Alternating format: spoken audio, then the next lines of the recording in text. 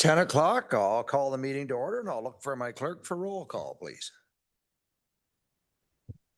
Thank you, Warden. Good morning. We have all members of council in attendance with a few exceptions.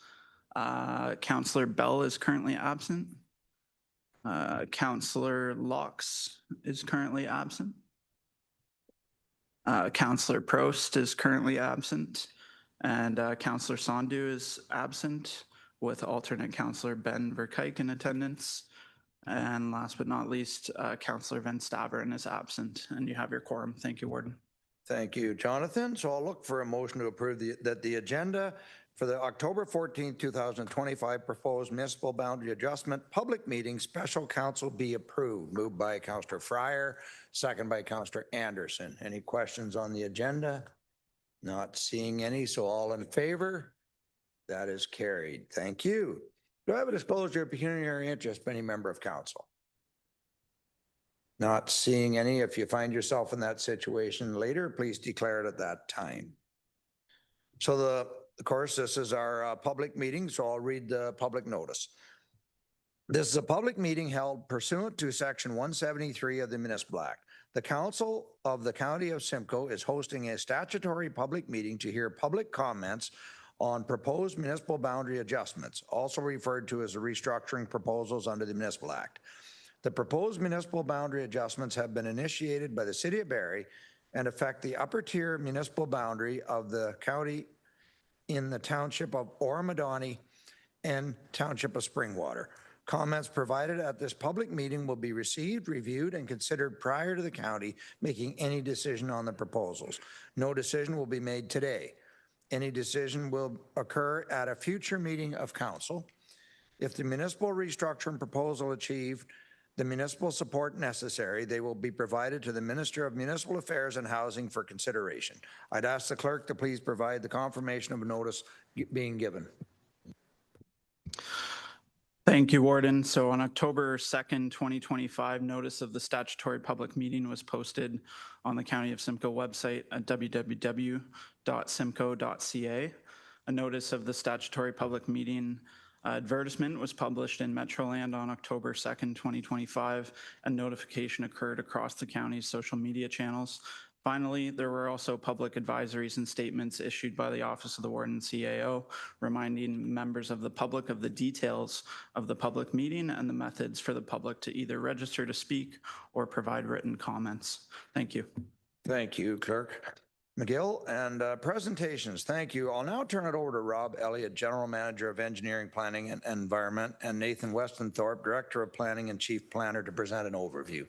Gentlemen, whenever you're ready.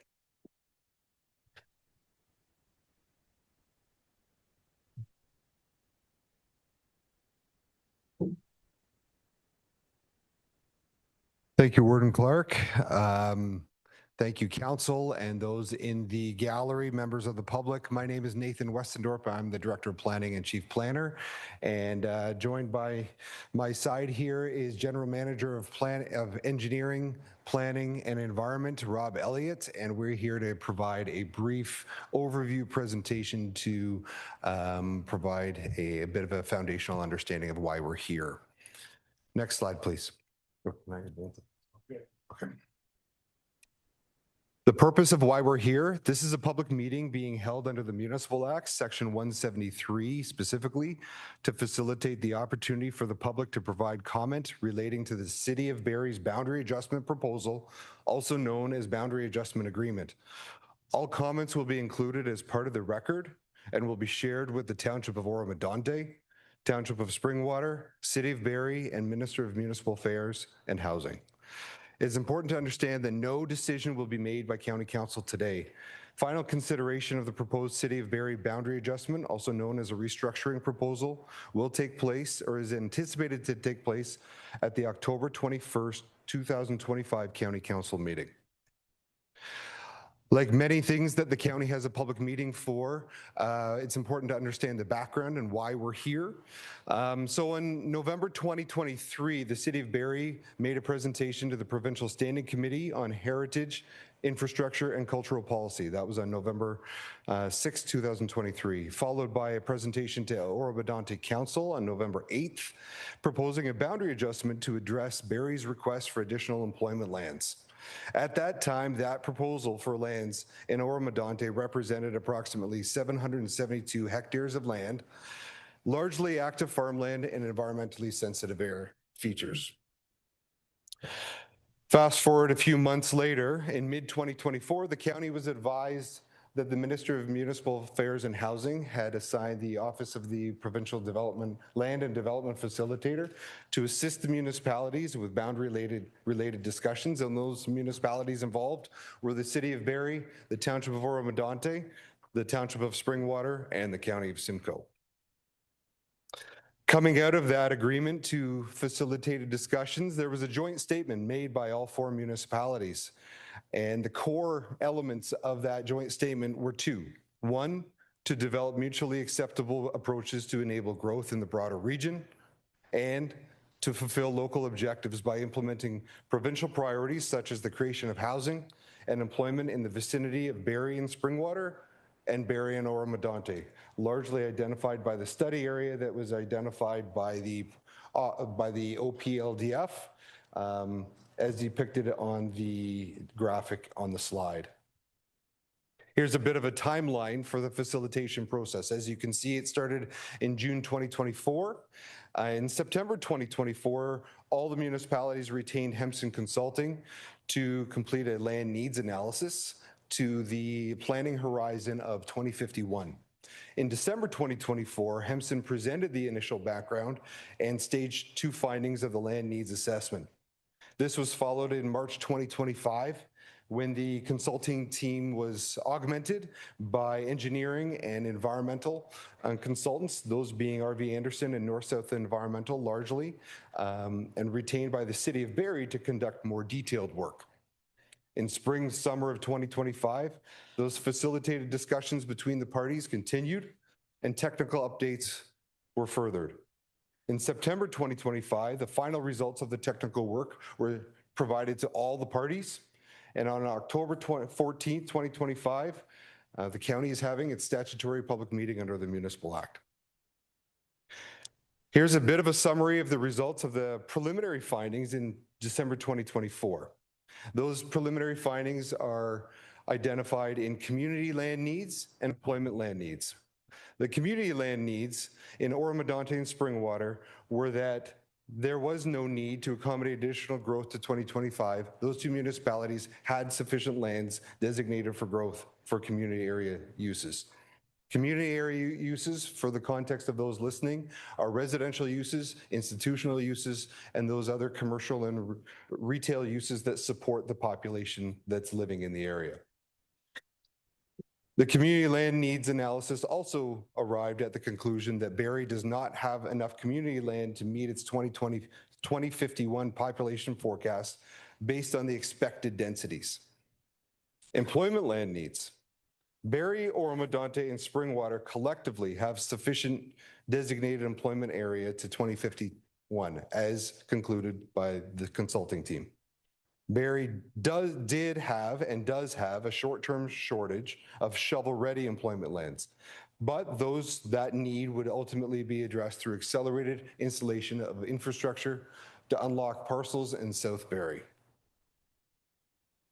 Furthermore, the employment land needs analysis also concluded that expanding Barrie's boundary would not address that short-term supply because of the planning, servicing, and development issues and the time that those take.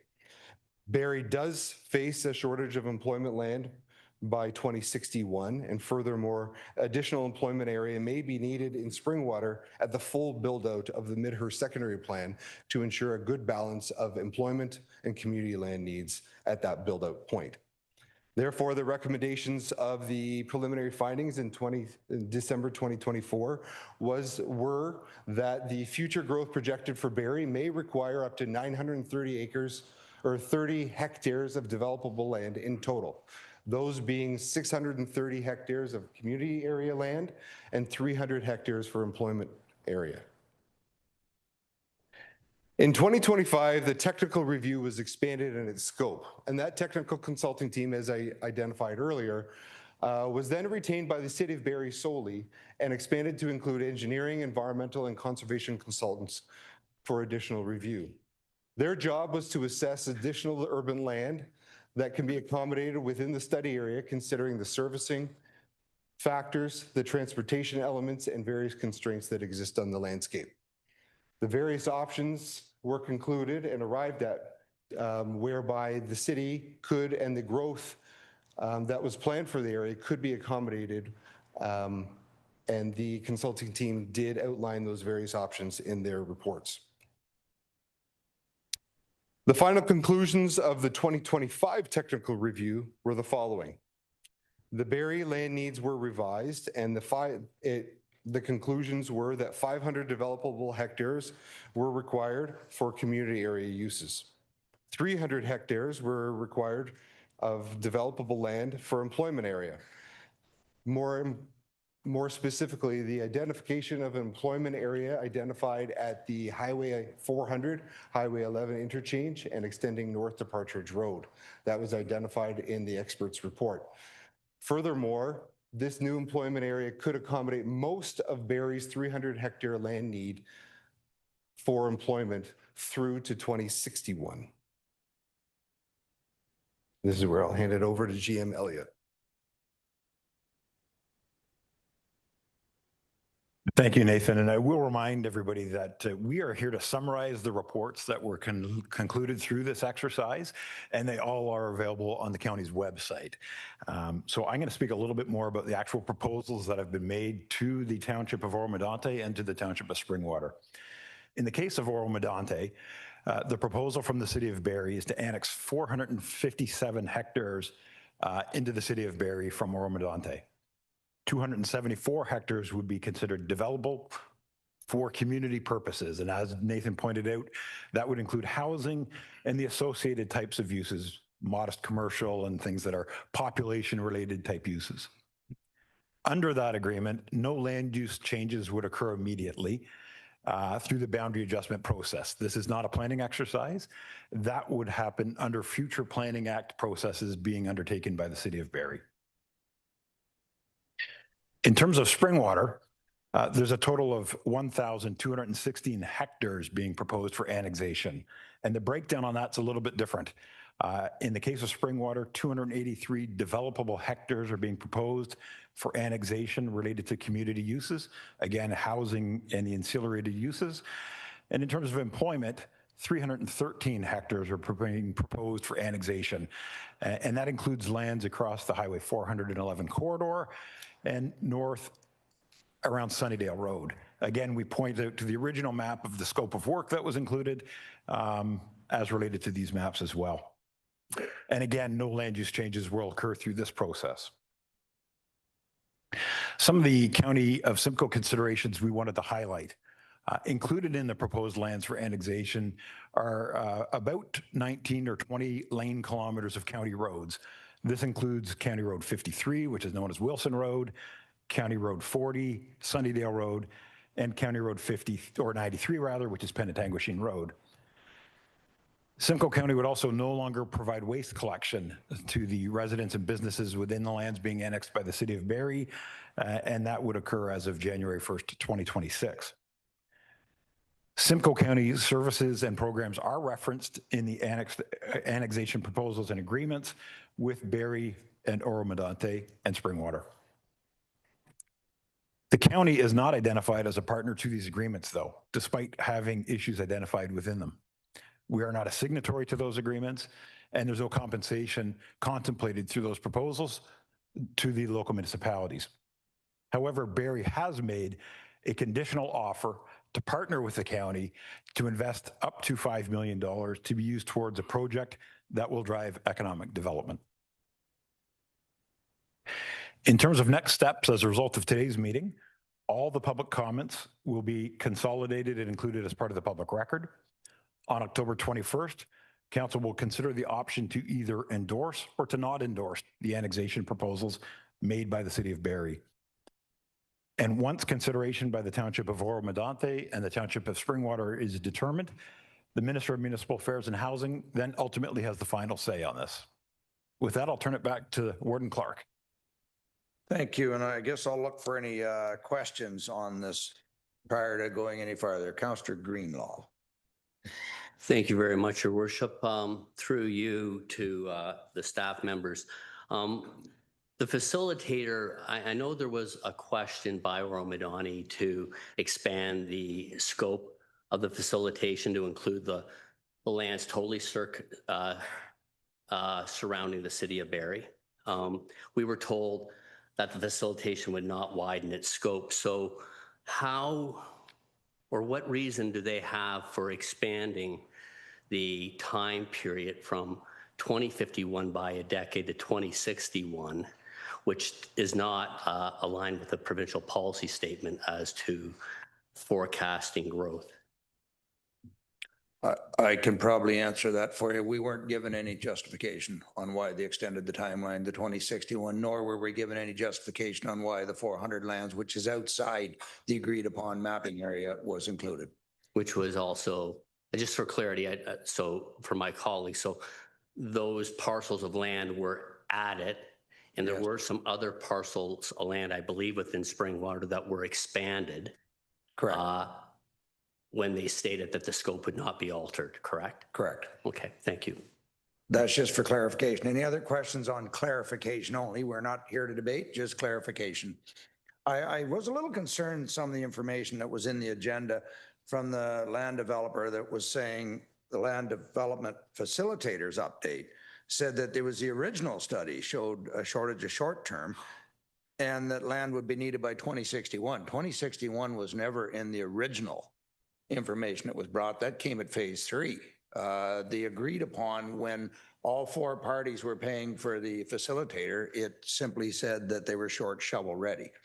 And there was no talk of the 400 corridor, though when you read the report here, it suggests that they'd already made the comment there was a shortage of employment land to 2061. Well, that's not true. That came later. And also in the report, this is not your report, this is the one from the facilitator, which is incorrect.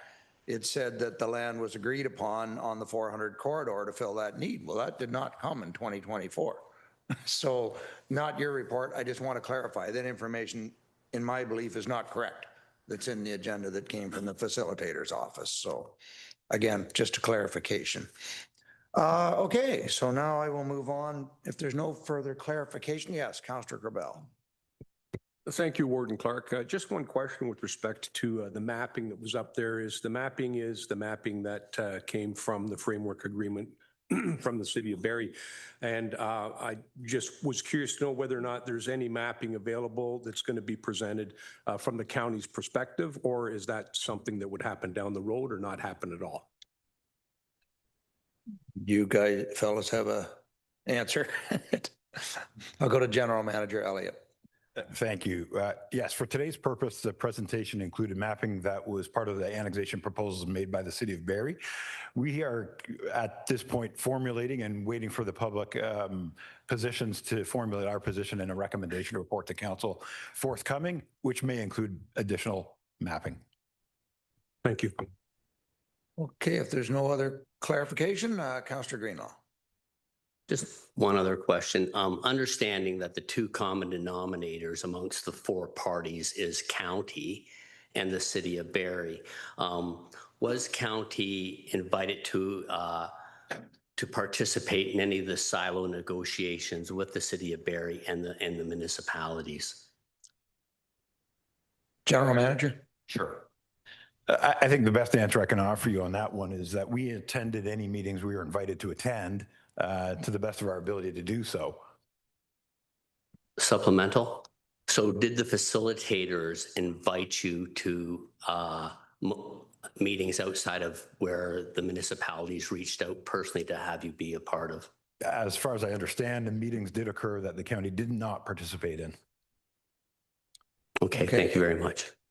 If there's no other clarification, I'm not seeing any, then I will look for a mover and a seconder that the public meeting overview presentation provided by Rob Elliott, General Manager, Engineering, Planning and Environment, and Nathan Westenthorpe, Director of Planning and Chief Planner, be received. Moved by Councillor Fowler, second by, let's get somebody online. Councillor Snell. All in favor? That is carried. Thank you. So presentations from the public. We'll now move to the presentations from the public. Members requesting to speak will be required to pre-register with the Clerk's Department by 12 p.m. on Friday, October 10th, 2025. As outlined in the notice of the meeting, we have 10 registered speakers. A reminder, Council will have an opportunity to ask questions of clarification regarding the information that's been presented. However, it's not an opportunity for discussion. Just clarification. Council is not to engage in debate and will not be making any decisions on the restructuring proposal today. A reminder for speakers, I will call each speaker up one by one when called. If you are in person, please come down and join us at the podium at the front of the council chambers. If you are joining via Zoom, when called, please turn on your video and microphone. Each speaker will have 5 minutes. You'll be reminded by the clerk when you have 30 seconds remaining, and I'll advise you to wrap up when the 5 minutes has concluded. We will start the first registered speaker, Jane Voorhees, who is in person with us today. Please come forward to the podium, and you have 5 minutes.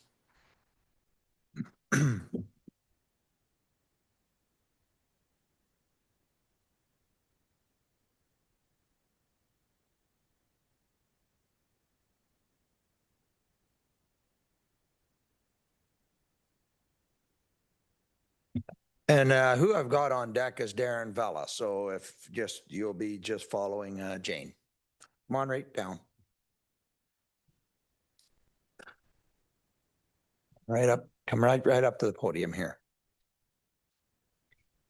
Oh, I do have a question from one of my councillors, if I may. Just to be clear for those virtually, Your Worship, I apologize, Ms. Voorhees. Can you remind the people coming virtual that their cameras are to remain on at all times of this discussion? Thank you. Thank you. Okay. Whenever you're ready, Jane. Good morning, Warden Clark and members of council.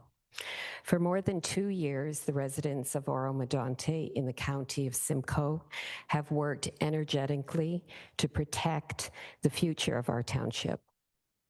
We've written letters, signed petitions, and filled council chambers because we care deeply about our land, our community, and the legacy we leave for our next generation who would like to call a rural landscape home.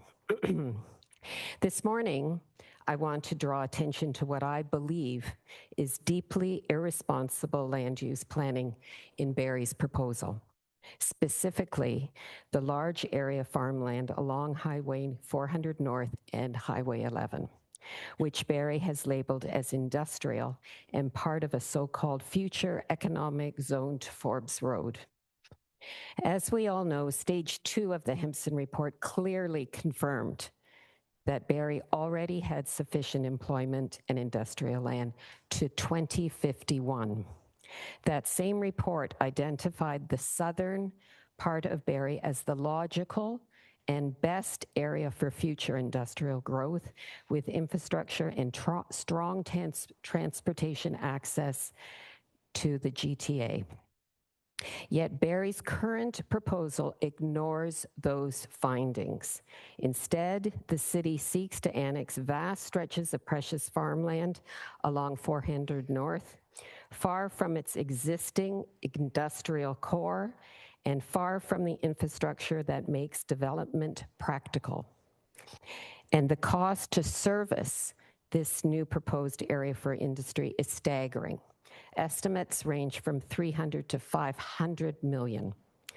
To justify this, Barry extended the employment planning horizon in stage 3, a study they paid for, from 2051 to 2061, 10 extra years beyond what was agreed upon in stage 2 and the OP.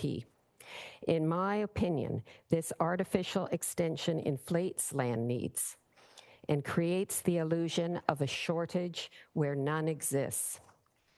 Barrie has even claimed that this 400 North expansion will support Ontario's Ring of Fire.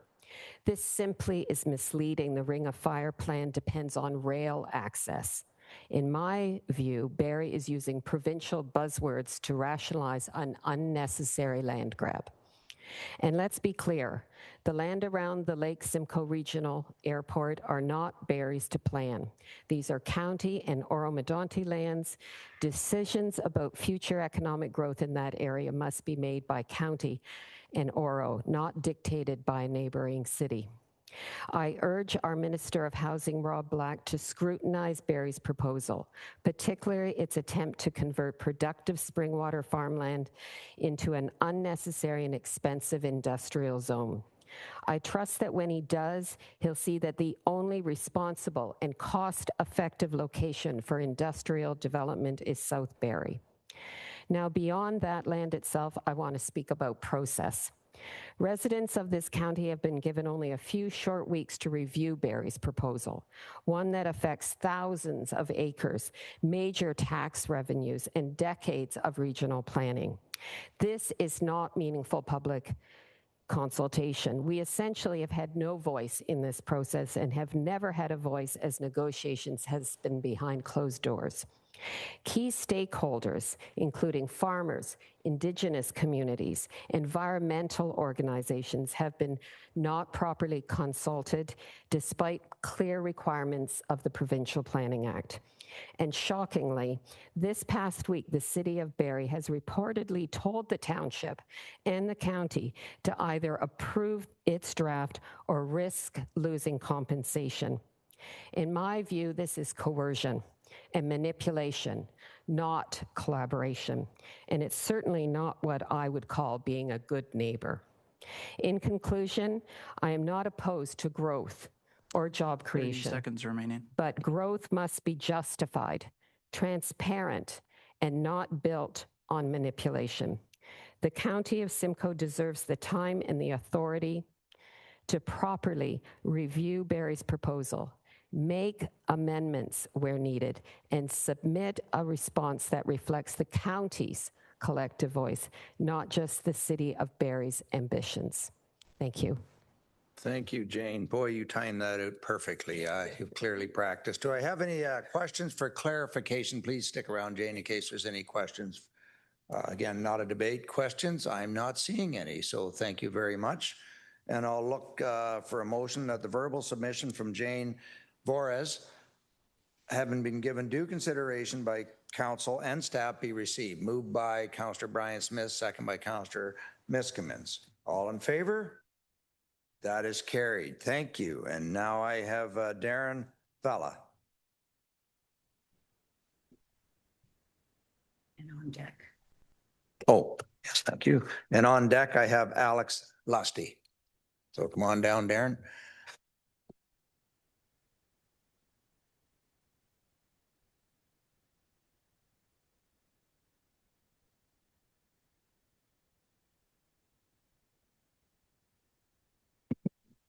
Up to the podium whenever you're ready, sir.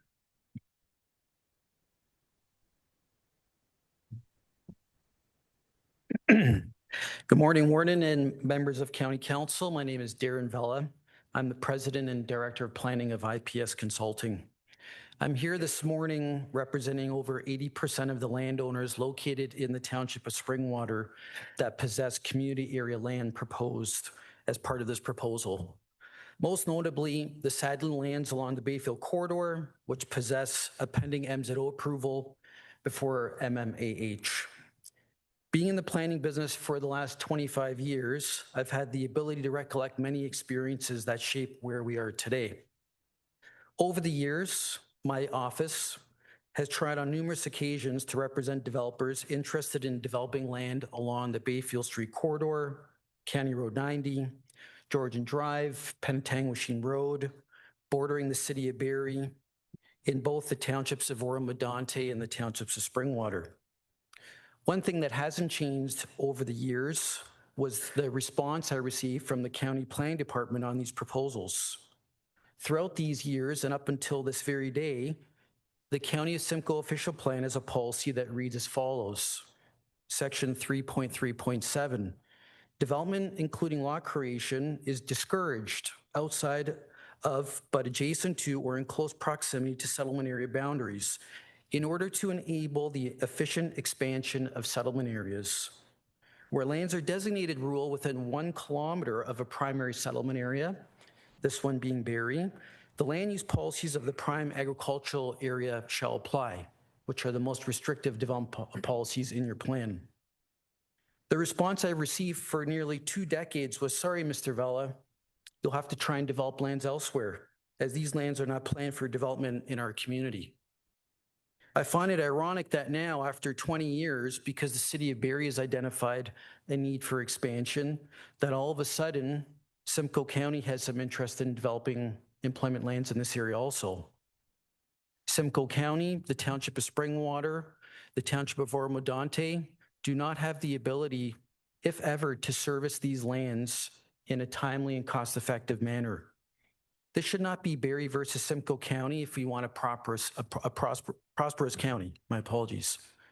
The county should be extremely proud that for the first time in this area's history, a municipality has proposed to enter into a cross-border servicing agreement with Barrie that will ultimately pay huge dividends for the county.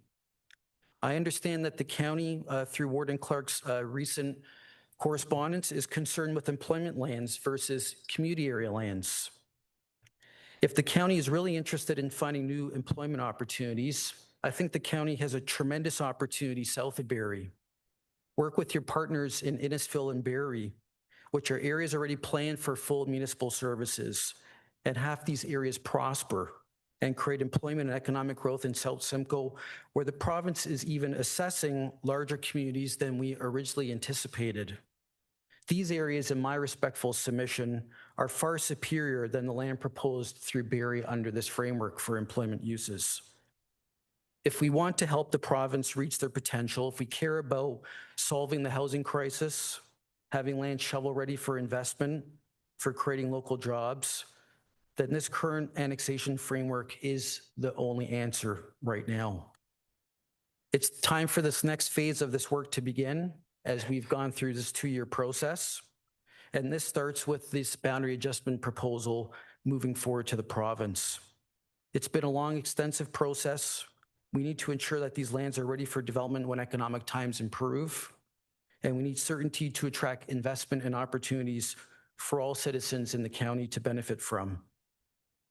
Warden Clark, I respectfully request that County Council reconsider your position on this matter and endorse the proposed framework that is planned to benefit all parties at the table. Thank you. Thank you, Darren. Do I have any questions for clarification for Darren? Okay, I'm not seeing any, so I also have a motion that the verbal submission from Darren Vella, having been given due consideration by council and staff, be received. Moved by Councillor Fryer, second by Councillor Michael Smith. All in favor? That is carried. Thank you. Next, I have Alex Lusty and I have a Cheryl Schindrunk on standby. I think I pronounced your last name wrong, Cheryl. Sorry about that.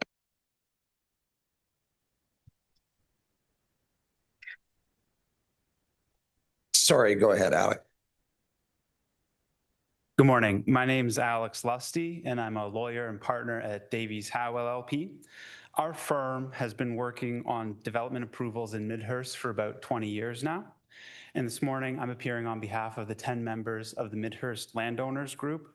And the county will have our letters from September 22nd, October 6th, and October 10th, which explain that the group opposes the annexation proposal because there's no need for it and because the process has been inherently flawed. So I'll explain. I'll begin with the topic of need. When you look at the employment land needs evidence, it's really clear. In December 2024, it was concluded by Hempson that Barrie has enough employment land to 2051 and that an annexation wouldn't help with their short-term shortfall. That does not support annexation. And though it's still unclear why, this summer, the timeline was stretched from 2051 to 2061.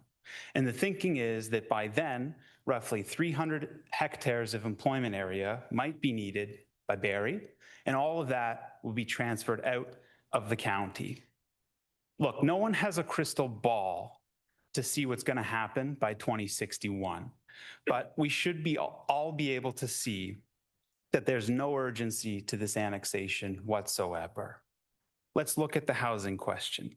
When it comes to housing, the county and Barrie are in the same market.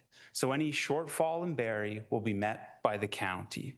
When you take the employment evidence and the housing evidence together, you can see there's just no need for the annexation. And in fact, maybe a period of reflection would allow Barrie to examine making use of its vacant and underutilized lots, how it can attract higher value and less land-intensive employers, and how it will service the southern employment lands we've been hearing about today. I want to talk about the process. If this process feels off, it's because it is. The process was developed in the mid-1990s to reduce the number of rural municipalities in Ontario. It was created by the Savings and Restructuring Act, and the idea was to accomplish tax savings by making it easier to eliminate administrative duplication within and between counties. If you look at the reasons for the process, they don't talk about growth management. They talk about eliminating levels of government, for example, by dissolution, by managing the resultant transfers of power that you would have to do, and by changing representation systems to match. The government of the day explained the process we're going through now in terms like these. The cost of general government must go down. Taxpayers will tolerate nothing less. Staff reductions are inevitable. The restructuring can be an effective tool to cut costs, reduce overlap, duplication, and improve the services for taxpayers. It's not about growth management. The decisions under this process are supposed to fix obvious accounting and HR type issues that cropped up in the 90s. And it was never meant for making these types of complex growth management decisions about built up areas. So with that background, it shouldn't come as a surprise that the minister does not have the authority to issue the restructuring order sought, even if everyone consents to it. And that's because to maintain the scope of that legislation I was talking about, they put limits on the decision-making powers in the regulations, and those regulations are still in place today. And those regulations have prohibited types of restructuring. And one prohibited type of restructuring is any restructuring that results in any part of an upper-tier municipality not being part of a local municipality. So if this annexation occurs, Simcoe County, an upper tier, would lose parts of Springwater and Oro-Medonte, which are both local. That kind of splintering of municipalities for growth management reasons was never contemplated, and it's still prohibited, and it doesn't jive, for lack of a better word, with the reason the minister was given these powers in the first place, which is financial. So, given that prohibition, this process is frankly unexplainable. So in conclusion, given that there's no immediate need, given the downsides to the county, and given the questionable authority for the minister to even do what's proposed, we ask that the county advise all those involved that it does not support annexation. Thank you. Thank you, Alex. Do I have any questions for clarification for Mr. Lusty? I'm not seeing any, so I look for a motion that the verbal submission from Alex Lusty having been given due consideration by council and staff be received. Moved by Councillor McDonald, second by Councillor Norris. All in favor? That is carried. Thank you. I did have next, I have Cheryl Schindrick, and I did have Walter, but he's withdrawn. So following Cheryl, I have Steve Schaefer. So Cheryl, whenever you're ready. Members of County Council, thank you for the opportunity to address you this morning. My name is Cheryl Schindrick. I'm Executive Vice President with Geranium, and I'm here this morning speaking on behalf of the Midhurst Landowners Group. Our company, Geranium, has been active in development in Simcoe County since 2002. We have been responsible for generating billions of dollars of investment in the county. most significantly through the Highway 400 employment lands in Bradford, West Gwillimbury, Friday Harbor in Innisfil, and the Midhurst Secondary Plan in Springwater. The Midhurst Landowners Group was formed in 2006 to share the costs of servicing the Midhurst Secondary Plan area. Today, the group consists of 10 members that, in addition to Geranium, include Sundance Homes, Countrywide Homes, Brookfield Residential, the Sargent Company, the Rose Corporation, Ballymore Homes, Rosehaven Homes, the Silver Core Group, and Paradise Developments. This group will continue to grow and evolve as new lands come on stream and new landowners join the group.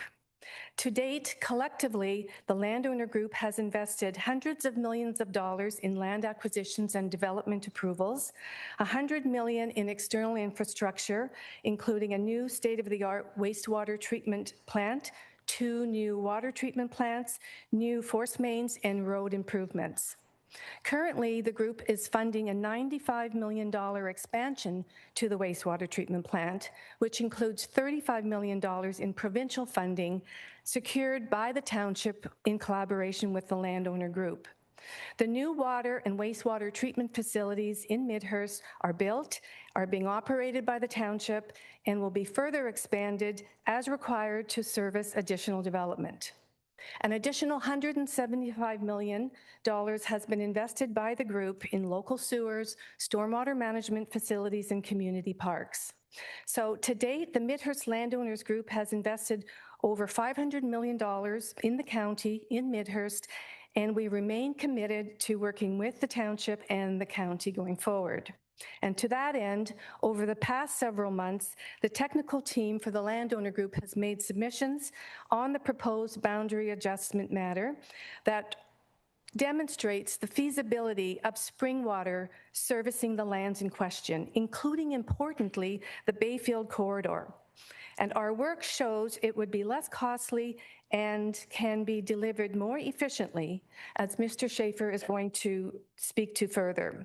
Allocation for the Remington-Sadlin lands can be available by 2028 with linear infrastructure in place, and this will open up the rest of the corridor along Bayfield to the north, generating significant economic and social benefits for the township and the county. And Mr. Kelleher will speak to this further shortly.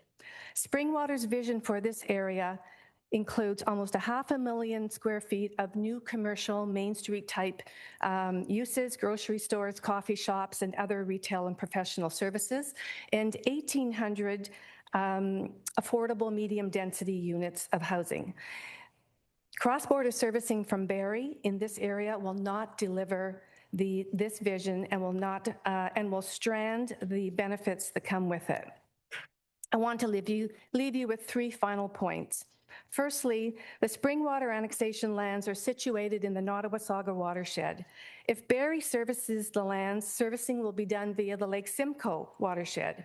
We have not seen any evidence of the impacts of this interbasin transfer, that those impacts have been considered, nor how the requirements of the Lake Simcoe protection plan will be met. Secondly, the landowner group, together with the township, the county, and the province, have made significant investments of time, money, and resources in planning, financing, and delivering the Midhurst infrastructure. It is in the public interest, therefore, to optimize the use of that public infrastructure in order to minimize the cost impacts on housing. At a time when housing affordability is the focus of every level of government and private sector as well, we should be doing all we can to reduce all cost impacts on housing. Springwater Servicing Solution affords us the opportunity to do this. And thirdly, the Barrie, Springwater, and Oro-Medonte function as part of the same regional market area. There are regional market areas across Southern Ontario that have grown and evolved and found win-win solutions for the greater good without shifting boundaries or taking lands from one another. As we have shown, it is possible to accommodate future growth needs in the region without a boundary adjustment. In fact, Hempson in December 24 also said there were alternatives to annexation.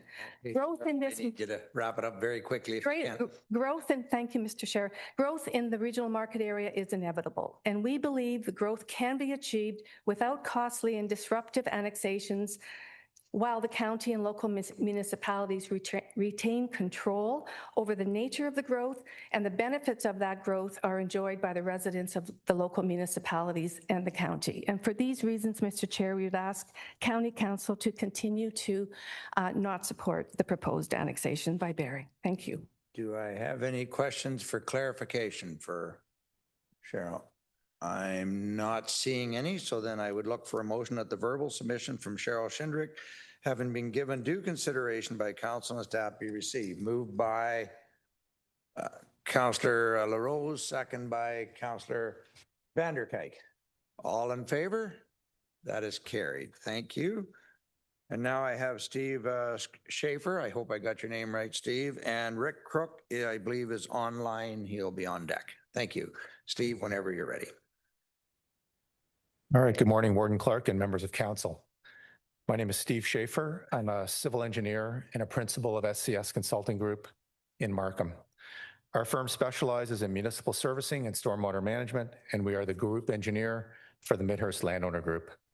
My purpose here today is to address the servicing approach for the Barrie boundary adjustment. Springwater completed a phase 3 and 4 Class EA in 2020 for water, wastewater, and transportation projects required to support the proposed growth areas in the Carson and Dorn neighborhoods in Midhurst, including 300 hectares of land and equivalent of 9,500 residential units.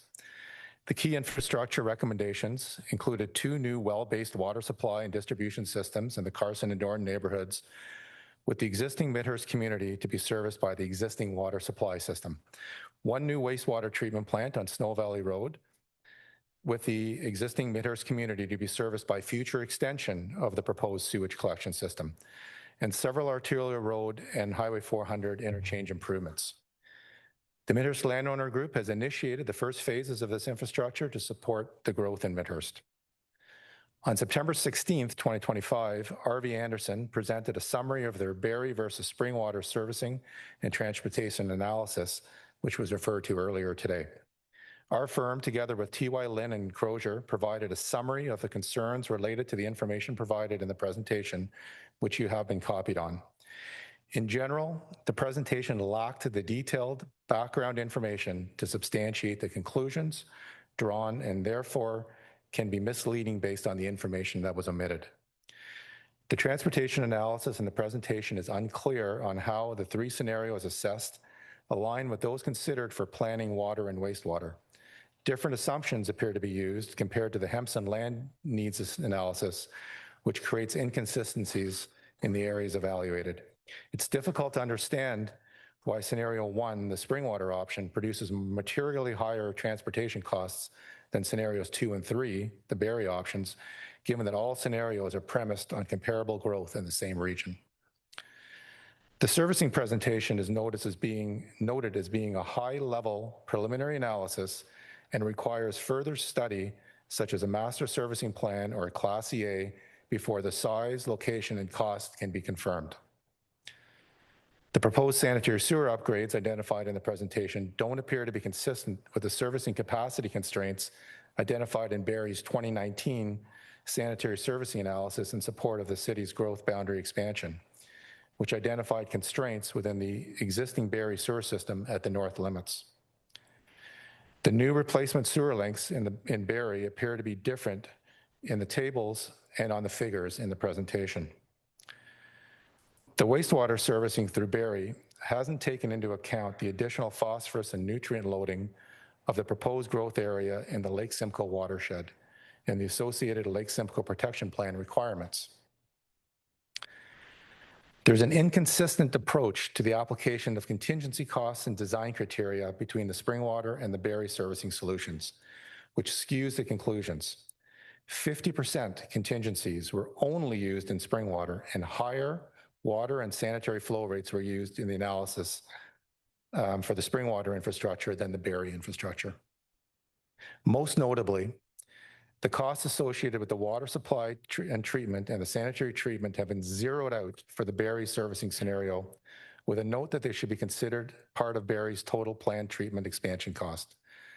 Barrie's 2019 master servicing plan did not account for these proposed growth areas and indicates that the current capacity will be utilized by 2031.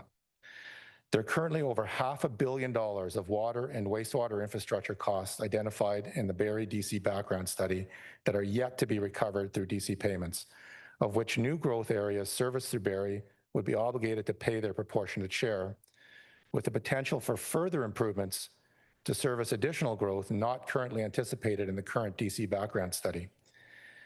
It's misleading to omit these costs from the cost analysis provided in the presentation, since there are water and sanitary treatment costs attributable to new growth, whether it's serviced through Barrie or Springwater. In summary, there have been a significant servicing and transportation improvements recently planned and initiated in Springwater to support the Midhurst secondary plan that can be expanded to accommodate additional growth areas in Springwater.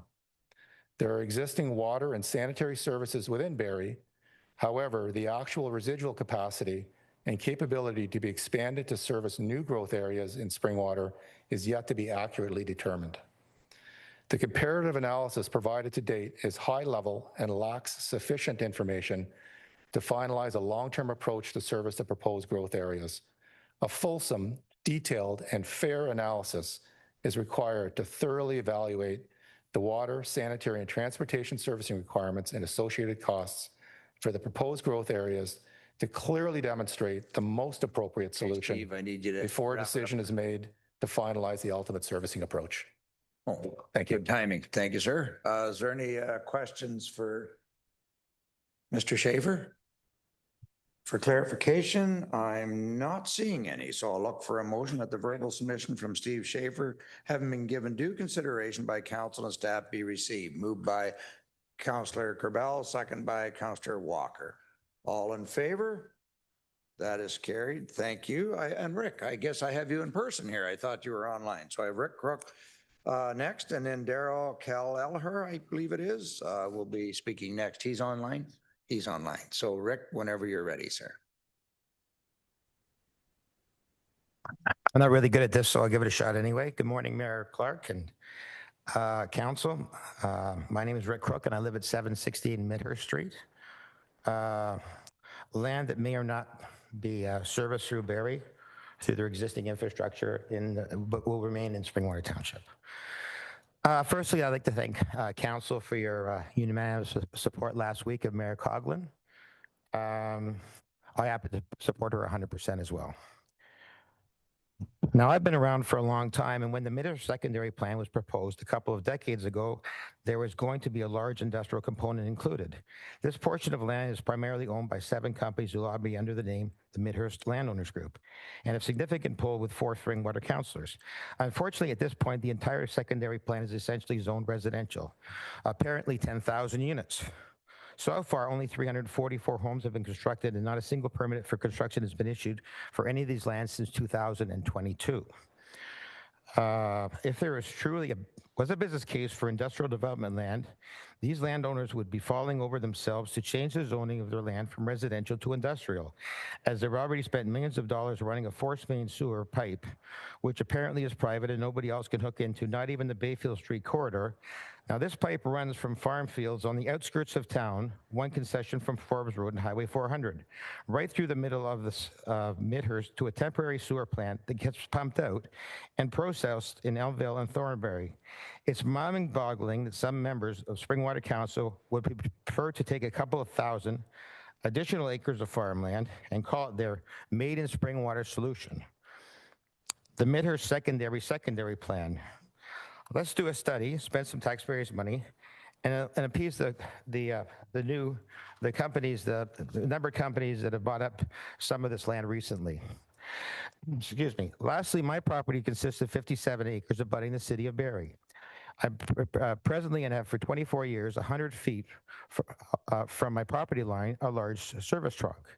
The 453 acres to be drained by Springwater and serviced by Barrie have a total assessment value of $9.25 $4 million, which equates to $84,722 in taxation, with $43,208 going to Springwater, $27,958 going to Simcoe, and $13,555 going to the school board. Now let this sink in. Remembering this is the gateway to Springwater, there is a grand total of 13 people actually living on these lands. I happen to be friends with all of them. This is a population of density of 1 person for every 35 acres. There are a total of 6 residences, which equates to 1 home for every 76 acres. There is also a gas station and a vacant ambulance station. So let's take my property as an example. I have 660 feet frontage on St. Vincent Street and a road easement with service trunks, which are located at the extension of Palmer Drive, Barrie. I'm 110 feet from a large service car made available by a road allowance left between 2 homes in the existing subdivision. By the way, someone was planning for the future. I have a City of Barrie Park, as well as about 50 homes abutting my home. The Barrie Golf Club is right across the street, and the Remington Group's proposing a seniors complex in my backyard. My granddaughter walks 300 feet to Catherine Donnelly Public School on Hamner Street. The Barrie Stone is right next door to that. A City of Barrie bus stops even closer. Terry Fox Public School, the Jamal, and the East Bayfield Recreation Center are about 700 feet away. A case in point, the current property taxes of my home, which I built in 2005, are presently $11,200. If this property were developed now, subtracting 20% for parks, etc. By the way, South Little Lake Park West is already attached to my property, as well as another 20% for internal roads and boulevards. By the way, this property is suitable for residential development only. A realistic split would be 30% single-family homes and 70% townhouses. This equates to 150 singles and 560 towns. Water sewer DC rates paid to city for servicing this would be $14,000 per single and $10,500 per town, which is in line with water sewer DC rates. Okay, $14,700 per single and $10,600 for town in Elmville. DC's paid to Springwater Township at present rates would be $25.8 million, not including parkland dedication and assortment of other charges. The number seems to be higher than the entire present tax base of Springwater Township. The ongoing property taxation from this site alone would end up be around $3.1 million annually. If the entirety of this 400-acre property should be serviced and built quickly, this lines up with provincial housing goals. There are presently 2 MZOs being pursued on this 450 acres, one for a large seniors complex and the other combining a large component of attainable housing, a mix of community accessible amenities, and a much needed school site. By the way, 4 Springwater councils have waffled on this voting to approve these MZOs and then canceling them. Back to the numbers. My site being 1/9 of this 450 acres. If the balance of the 450 acres were developed out in similar fashion, the DCs of Springwater would be $232 million. The ongoing tax revenue would be $27 million per year, essentially doubling the township's tax base. And this could happen overnight as a service at our lot lines. This will lead an additional $14.2 million to Springwater, $9.2 million to the county, and $3.6 annually to the school boards. As far as I'm concerned, this is what the braided solution, Springwater solution looks like. Thank you very much for your time. I'm more than happy to answer anybody's questions. You really picked up the pace there. I appreciate that. That's what my wife says. She says, too long, too verbose. I do have a question for clarification. Councillor Greenlaw, yes. Sure. Thank you, Your Worship. Through you to Mr. Crook. A lot of numbers, a lot of great detail. Thank you for that. Could you explain to me why annexation is the only solution versus just simply cross-border servicing to your properties and the lands around it? Well, annexation works quickly. My property, I'd have to cross a river. I'd have to cross the Trans-Canada pipeline, which actually separates my property from the neighboring property. Okay, no, but we'd have to put a force main in to get the wastewater to Bayfield Street. Okay, but I guess where I'm looking for clarity is a cross-border servicing agreement with Barrie, yes, which is being proposed for a parcel of land on the north end of Barrie. Why would that not work within your municipality. Cross-border servicing does exist elsewhere within the province that has been very successful. So why does land need to transfer to the city of Barrie in order for a solution to deal with the issues that you've identified? Well, number one, that's not the proposal.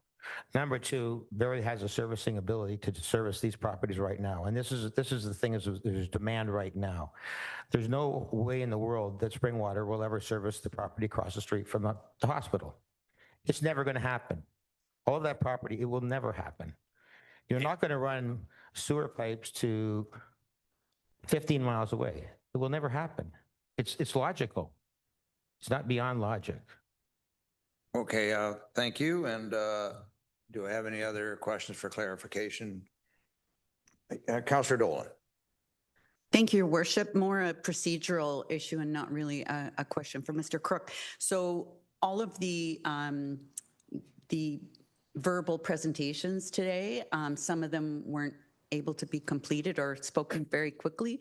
Will the full submission form part of the minutes if they submit their notes? Jonathan?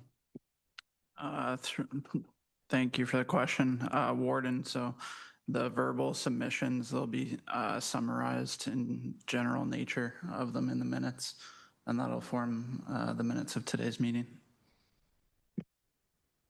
I believe everybody's managed to finish, because I had the advantage, I can see their page, and when I see they're on the last paragraph, and Rick picked up the pace and got through it. So I would look for a verbal submission from Rick Crook being given due consideration by council and staff be received. Moved by Councillor Fowler, second by Councillor LaRose. All in favor?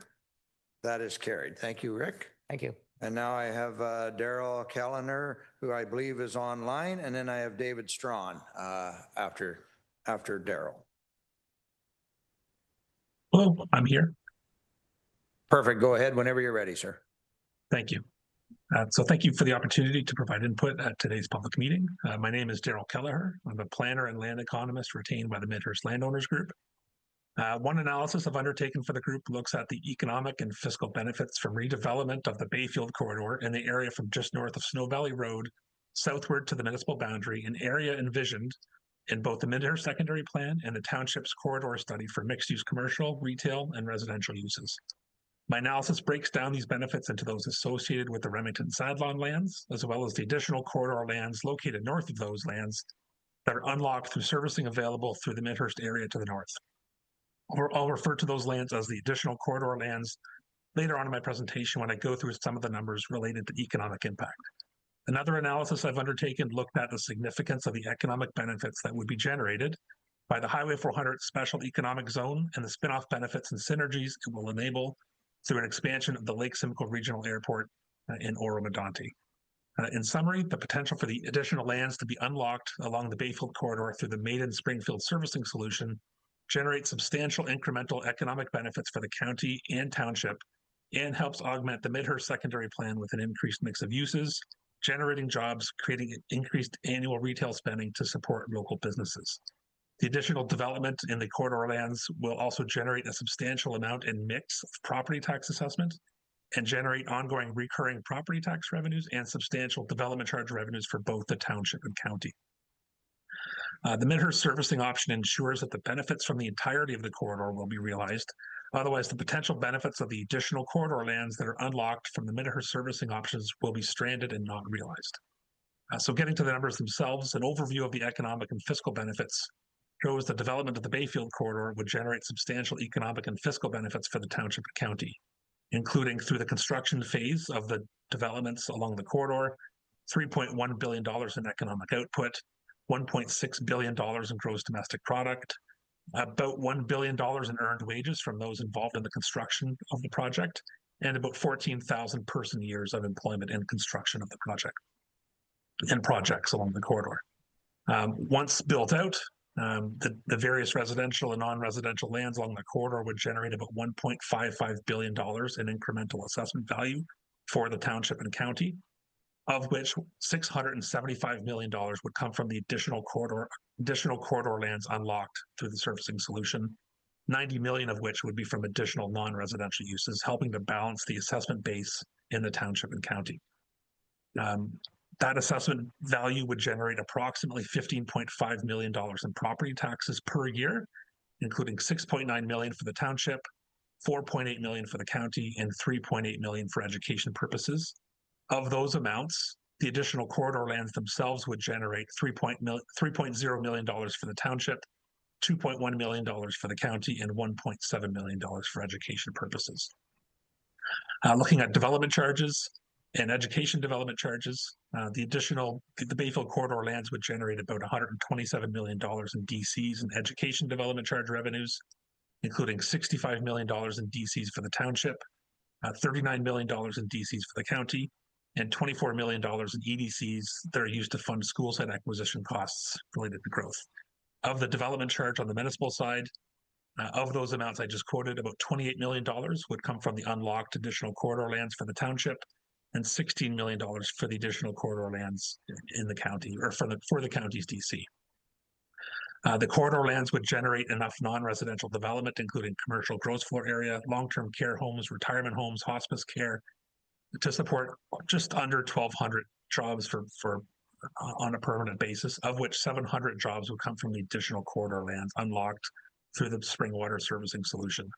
This would also include 3,800 new homes, 1,800 of which are on the additional corridor lands. In terms of retail spending, the residents of the lands along the Bayfield corridor can be expected to spend about $136 million annually on goods and services, a large proportion of which will stay in the community through spending at local stores and businesses. Half of this amount would come from redevelopment of the additional lands. 30 seconds remaining. Thank you. As covered in my memorandum on the economic impacts of the potential expansion of the Midhurst settlement area to include the special economic zone lands along Highway 400, this would generate about $11 billion in assessment value, $140 million in property tax revenues, $700 million in development charges, and over 24,000 jobs in the non-residential space along that 400 corridor. Would also enable the economic expansion of the airport operations and support over 4,700 jobs in the regional economy through the expansion of the airport operations. The Midhurst servicing option ensures that the benefits will be realized from the unlocking of additional corridor lands instead of being stranded and not realized. Thank you for your time and attention this morning. Okay, thank you. Do I have any questions or clarification for Mr. Kelleher, sorry. I'm not seeing any, so I'll look for a motion that the verbal submission from Daryl Kelleher, having been given due consideration by council and staff, be received. Moved by, we'll get somebody online here. Moved by Councillor Prost, second by Councillor Hamlin. All in favor? That is carried. Thank you. My next speaker is David Strawn, followed by Christopher Harries. Go ahead, David, whenever you're ready.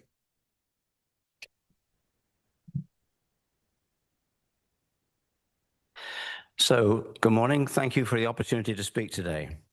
I will first summarize the problem and then suggest a solution. In the past, people have migrated to where jobs were: logging, mining, trapping, servicing railways, etc. These days, things have changed. These days, we seem to grow our population and then try and attract industry I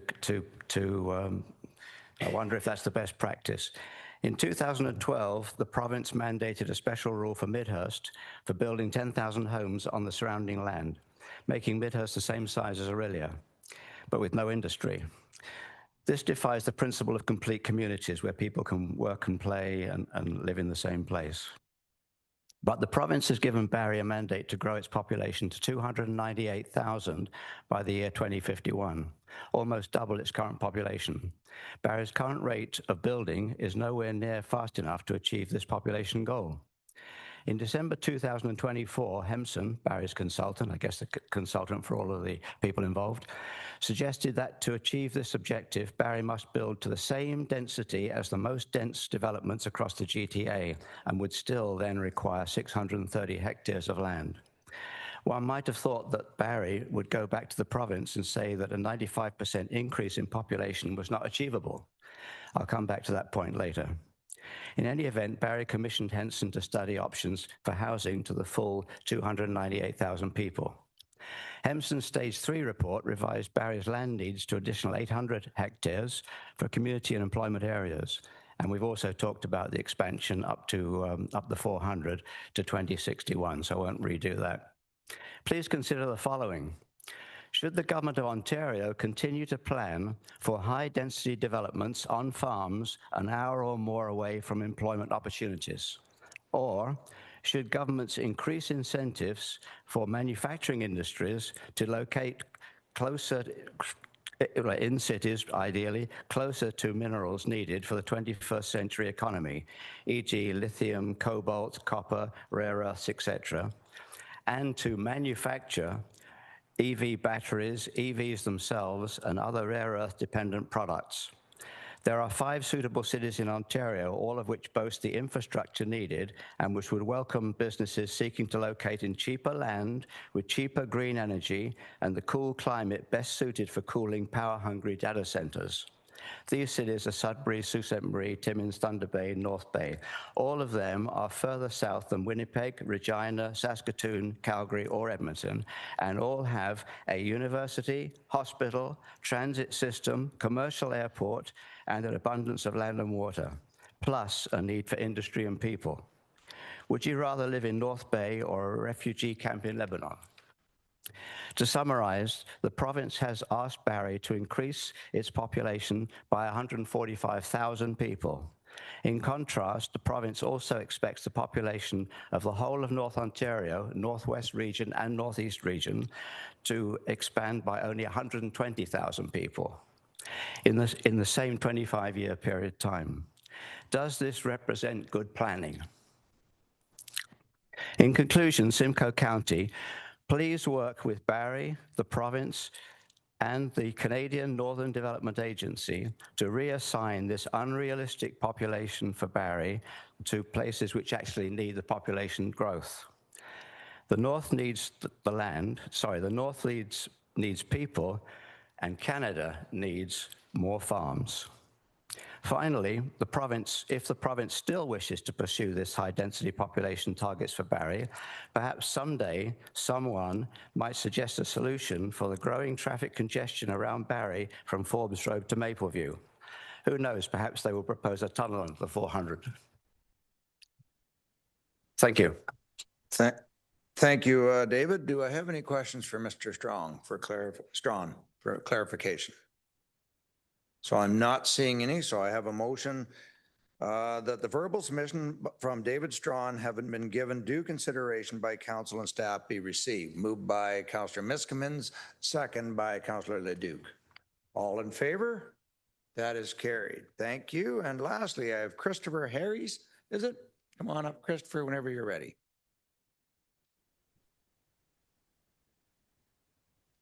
I feel a bit out of place here. I've listened to all sorts of technical assessments and very eloquent discussion of the population, the problems facing council. And what I really wanted to say was that I'm concerned, and I'm not even sure that this is the right forum to raise the matter in, but I'm concerned very much at the erosion which has been particularly evident since the early 90s when the amalgamation process was finished, with the erosion of democracy, which is the answer to most of the problems that we face. The involvement of people at every stage in their own government. And it's something for which Simcoe County is one day going to be recognized as being a very famous place. One day UNESCO are going to come here and put a plaque somewhere in North Simcoe to memorialize the fact that almost all the democratic theories that were evolved in the Western world originated from the visit of French missionaries and soldiers to North Simcoe, where they saw the people of North Simcoe, the Hurons or the Wendats as they're known, governing themselves in a very sensible manner, involving everybody possible in their discussions and discussing matters until they'd reached a reasonable conclusion that suited everybody. And from that sort of basis, we had developments all through, God knows, all the revolutions that we're talking about and the revolutionary thinkers, whether in America or in France or even in Russia, to a certain extent were inspired by the way that people in Simcoe County 600 years ago governed themselves. And they governed themselves by, in effect, having frequent elections, not having 4-year terms of office, having elections that were intimate, government that was close to the people rather than government that involved representatives with constituencies so large that the only way of addressing your constituents was through social media or through newspaper advertisements or TV or whatever the latest technological development is going to be. And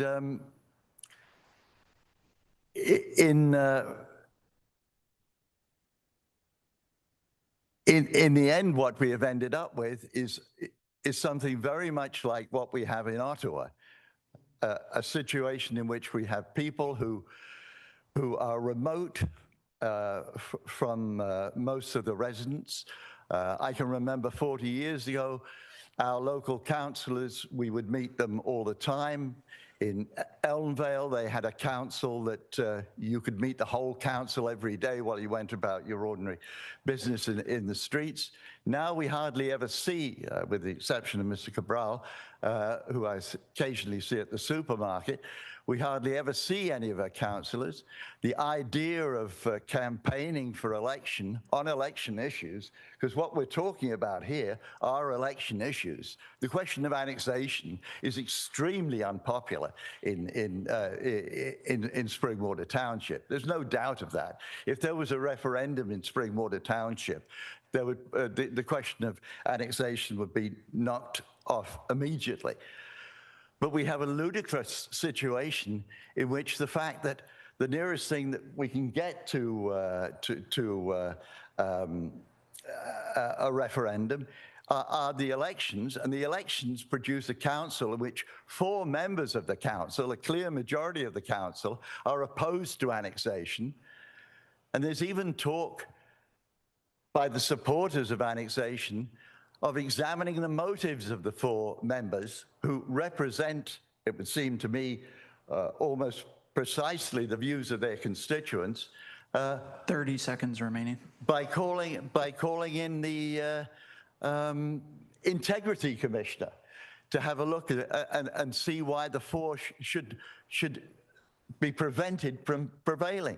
It seems to me that in Springwater Township, it's quite evident. The people don't want annexation. I very much doubt if they do in Oro-Medonte, and that really should be the end of it. There's no compelling reason for it. As we've heard in a dozen previous submissions, it's possibly illegal. There's no reason for it. It benefits nobody except people that we don't know about.